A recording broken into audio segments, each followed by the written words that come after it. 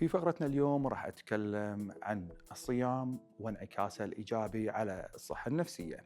يمكن الكثير من الناس يحسون أن في هدوء نفسي ومزاج جيد أثناء الصيام في هذا الشهر الفضيل، وهذا الشيء جاي من خلال دراسات طبية ومعايير أساسية تعطينا هذا الإحساس. أهمها أن هرمون الكورتيزول يكون في أقل مستوياته في الجسم، وهذه من ناحية. ومن ناحية أخرى أيضا السكر في الدم يكون ثابت ويكون أقل نوعا ما لأني أنا في حالة الصيام، وهذه النقطتين أو هذين المعيارين ينعكسون انعكاس إيجابي على التوتر في الجسم وأيضا الهدوء والمزاج الجيد. هذا من ناحية. من ناحية أخرى ممارسة الرياضة في شهر رمضان المبارك نشوفها تزيد بشكل وايد كبير، وهذا الشيء له انعكاسات إيجابية ويعطيني إفرازات لهرمونات السعادة في الجسم، وهذه الهرمونات تعطيني أيضا مزاج جيد وراحة نفسية. وأيضا الارتباط الديني